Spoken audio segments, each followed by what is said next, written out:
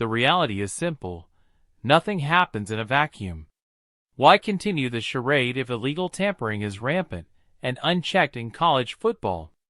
Why hold a spring game, essentially showcasing your roster for rival coaches to poach players with nil money? Nebraska's Rhule has already suggested canceling his program's spring game to avoid this. And that raises an even bigger question. Why is spring football still a thing? Think about it. A team like Ohio State just endured 5 months of training and played 16 grueling games to win a national championship, and less than 2 months later, spring practice begins. 15 more practices. More hitting. More injuries. All in the name of development. With all the data on concussions and ligament damage, how does this make sense? Why would any coach subject his team to more contact soon after an entire season? College football is evolving into a mini NFL, yet it stubbornly clings to outdated development models. For years ago, NIL and the player movement changed everything. Players are earning millions before playing a single down.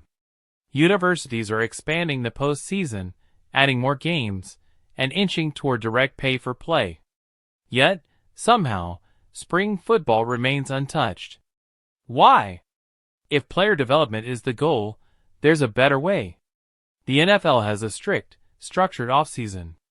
10 days of OTAs, no hitting, no full contact drills, followed by a couple of days of minicamp, primarily for rookies and young players.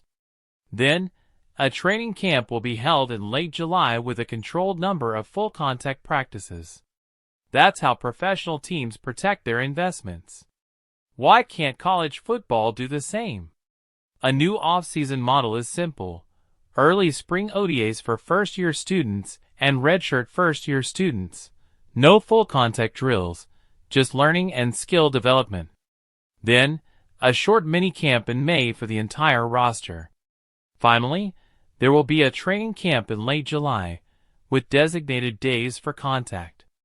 That structure keeps players safer and development more efficient. Coaches could even excuse players from specific sessions based on injury or experience, just like the NFL does. But this shift also raises another long overdue issue. College football has been the NFL's free development system for too long. Universities do the scouting, training, and preparation, while the NFL reaps the rewards without paying a dime. The league has a $110 billion media rights deal, yet it contributes nothing to the system that fuels its success. That needs to change. If you want to stop spring game poaching, scrap the games. If you will replace that revenue, demand a talent fee from the NFL. Without payment, there would be no access. There would also be no scouts at practices, no personnel at games, no film, no tape, and no coaching conversations.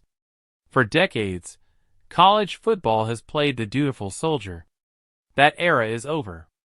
If the sport is morphing into the NFL's minor league, someone needs to foot the bill. Either the system changes or the price of admission does, because nothing happens in a vacuum.